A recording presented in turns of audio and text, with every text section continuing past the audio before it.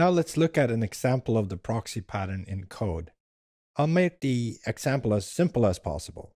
So say we have a business object, and I've created a simple class that I call business object implementation.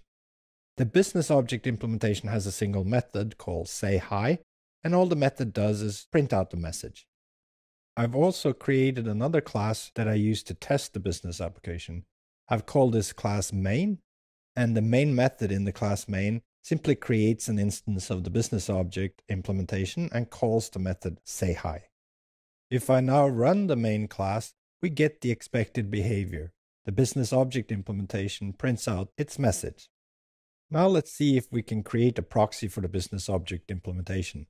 The first thing I'll do is to introduce an interface to the business object. And the best way to do so in Eclipse is to use the refactoring tool and simply specify that I want to extract the interface. I'll specify that I want to include the method sayHi, and I'll call the interface business object. Eclipse will now introduce the new interface and make sure that the business object implementation extends the business object interface. Eclipse has also refactored the main class and sees now that the only dependency within the main function is that we are using the interface. So instead of having OPG declared as a business object implementation, changed it to just be the interface. And if we open up the interface that we just created, we see that it only has this one function called sayHi. Next, let's create the proxy.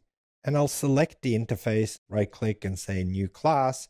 This makes sure that Eclipse understands that I want to create a class that implements that interface. I'll call this class Business Object Proxy. And we notice that the newly created class implements the business object interface, and it has a method that we override called sayHi.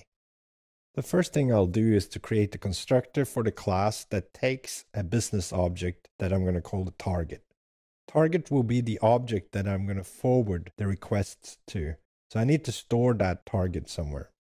Assuming I have a variable called target, I could say this.target equals target. Eclipse will show an error because I don't have that variable, but I can now use the quick fix to introduce that variable. I'm going to, of course, use that variable in the sayHi implementation, where all I want to do is to forward the request of saying hi to the target object. So this is the simplest form of a proxy. Of course, it's not very realistic. It's not adding any value at this point, but at least we have the forwarding behavior that a proxy is supposed to have. Next, let's go over to main and make sure that the main uses the proxy rather than the business object implementation directly. Let's simply wrap the creation of the new business object into the creation of the new business object proxy, so that we pass the new business object implementation to the business object proxy. Now, if we run the main again, we should see exactly the same output because we're basically just forwarding the request to the business object implementation from within the business object proxy. So now the main is using the proxy and the proxy forwards to the main implementation. So let's run main and we see that indeed we get the same message. Hello, have a nice day. Of course, the proxy wouldn't be worth much if all it did was to forward the message. So let's add some behavior to the proxy. I'll open up the sayHi method and then I'll just simply add a print statement before and after the sayHi. Now, of course, this should be more complicated. Maybe what we did is restore it from a database or doing something else. But the point here is that we were able to introduce some behavior into the application without changing the client or changing the actual business object. And this is the value of a proxy. So let's try to run it and see what happens. We get the about to call the real, then we get the forwarding that results in the business behavior, and then we get the conclusion. So we get pre-processing, the real implementation, and some post-processing. We're not touching the client, we're not touching the business object, and we're still able to introduce some processing. And this is used all over in Java frameworks. Like Spring, for instance, uses this heavily. But we have some things that we really should clean up. The way it works right now is that the proxy is known to the client. The client that created the business object implementation also had to create the proxy. Now, typically this is done with some kind of factory. Now, we haven't discussed the creational patterns yet, but I'll make a simple example of how we could have hidden this from the client. What I'm going to do actually has a name in the patterns world. It's called the factory method. But for now, I'm just going to make it very simple and just explain what I'm doing. I'm going to open up the business object interface. Now, if we were working in Java 8, I could have actually not made the change that I'm about to do, because in Java 8, I'm allowed to have functions within an interface. But since most of you probably will be on 7, I'm going to actually change the business object from being an interface to being an abstract class.